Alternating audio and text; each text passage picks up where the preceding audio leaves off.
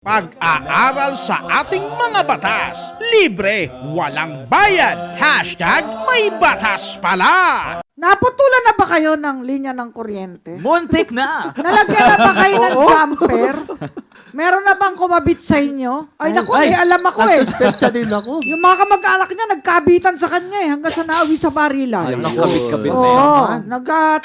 nagkaaway-away na. Alam niyo mga kababayan, sundan natin ito napaka-importante ng diskusyon tungkol sa Pagputol ng kuryente. Yes!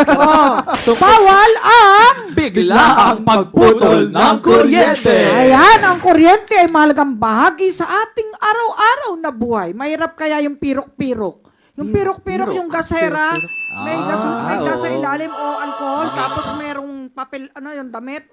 Tapos meron, Naranasan sisindihan mo namin yung yun, ibabaw. Napakadelikado yan. Delikado. Pero ako, naranasan ko yung pirok-pirok. Opo. Nagre-review ako. 1961 ako pinanganak. Tapos maitim yung ilong mo Oh, nag-grade 1 ako, 1968. Oo. Hindi pa masyadong kuryente nun eh. Pirok-pirok pa eh. Pirok-pirok Tsaka pala. may Coleman pa kami.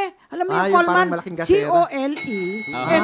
yung Coleman. Talagang binobobo. Ganun talaga. Naranasan ko rin ang magluto sa kalangdi uling, kalangdi kahoy. Saka yung pang-plancha, chief, yung plancha na Ay, uling. meron ako yung plancha, lalagyan ko ng baga. Yung mabigat, Nakagamit ako niyan. At naroon pa sa bahay namin, yung plancha namin di uling. Uling. Oy, maganda mamalansya Maganda yan. ron, no? Unahin mo yung mga maong kasi mainit pa. Pag palamig na, doon na yung mga sutla. Ganun Kasi pala masusunog. At hindi lang ito nagbibigay ng liwanag at enerhiya, kundi ito rin ang... Nagpapagana, syempre, ng ating mga kagamitan at teknolohiya. Ngunit, may mga pagkakataon na bigla na lamang pinuputol ang serbisyo ng kuryente sa ating mga tahanan o negosyo. Alam mo ba na may mga sitwasyon Pala.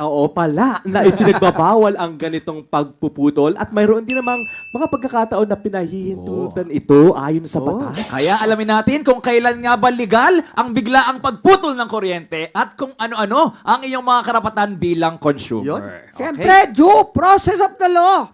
Kailangan may due process. Nasa Constitution yan eh. Dapat. Article 3, Section 1 of the 1987 Constitution, which provides that no person shall be deprived of life, liberty, or property without due process of law, nor any person shall be denied the equal protection of the law.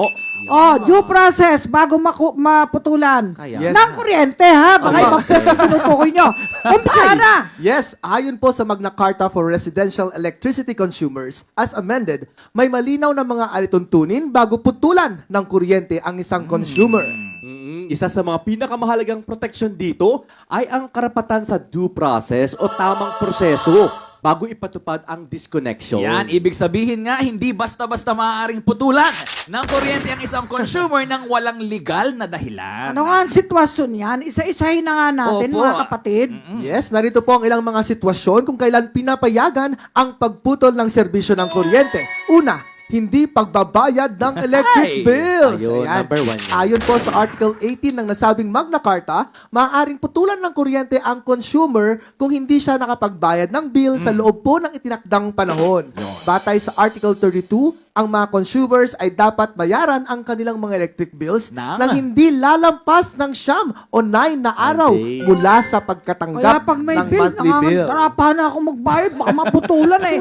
Ako'y kailangan, naka-online palagi. Yes, may Mahirap online payment kaya, naman. kahit yung bill ko sa, dito sa mga aking gadget, gadgets. kailangan bayaran eh. Talagang nangangatog ako. Naku, Diyos ko, di ko ata nabayaran, kanmutan, kaya bawal makalimot. Dahil mapuputulan ka. At ano pa ang susunod? Slide number 4. Iba pa, illegal na paggamit ng kuryente. Ito, mapuputunan ka talaga dito kung illegal kang gumagamit. Ano yan? Ano Sa yan? ilalim ng Republic Act number 7832 o ang Anti-Electricity Pilferage Law, ang sino mang mahuling gumagamit ng kuryente ng illegal ay maaaring putulan ng serbisyo. Kasama rito ang mga gawain tulad ng pagtap sa mga linya na kuryente o paggamit ng mga bypass upang hindi dumaan sa metro ang tamang sukat ng konsumo. Ang ganitong bawal. gawain ay hindi lamang labag sa batas, kundi itinuturing din na seryosong krimen. Ano yan, Pinadaya nila para hindi bumilis yung Nanggugulang. O, nanggugulang. Ay, ano pa? Pag may utos ng gobyerno o korte, ano Yes mangyayari? po, may mga pagkakataon po na ang gobyerno o hukuman ay maaaring mag-utos ng disconnection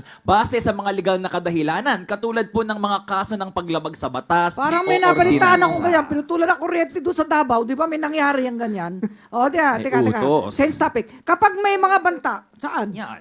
Kaligtasan po ng publiko. Oo. Ang mga sitwasyon katulad ng pagkakaroon ng sira sa mga linya ng kuryente na maaring magdulot ng sunog o aksidente ay maaring maging dahilan upang putulin ang serbisyo para sa kaligtasan Traffic ng safety. lahat. Napaka-importante itong diskusyon natin na ito at napaka-gandang reference, hindi lang ng mga law schools, no? Kundi law sa lahat. students, kundi pangkaraniwang Pilipino. Ano Tama pa? po.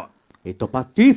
Hiling ng rehistradong customer. Siyempre naman, pag ayaw na niya. Ano Oo. siya, pagka ano? Ang rehistradong customer ng electric service ay maaaring mag-request ng disconnection kung maroon itong makatarungang dahilan, katulad ng pag-alis sa lugar o pagsara ng negosyo. Yun. Pagkalugi, kumbaga, di ba? Oo, isara mo. Pagkalugi Sayang ng negosyo. Mag-aalis ka na doon sa apartment, nakapangalan sa'yo. Otherwise, sa'yo raran yung bill nun. Ayun. Pag iniwan mo sa pangalan mo, ikaw ang ma-imbier na doon. Ikaw ang di-demand letter ng abogado ng provider ng kuryente. Ano pa? Pagpapagamit. Ng kuryente sa iba nang walang pahintulot. Naku, Ay, jumper! Jumper. Ano yan? Ang pagpapagamit ng kuryente sa ibang tao, kahit may kapalit na bayad o wala, nang walang pahintulot ng kumpanya ng kuryente ay maaari ring maging basehan para sa disconnection. Tama, jumper po. Yan, pinagbawalang, kaya huwag niyo pong ipagwawalang bahala Oo. ang mga jumper. Yan. Wag naman magalit yung nabibisto nagja-jumper kayo. Nakigamit ka na nga ng libre, tapos pag nabisto ka, galit ka doon Galit sa ka may-ari. pa rin. Oo, tapos babarilin mo. Wag naman ganun. Ay, Walang iba klase. ganyanan.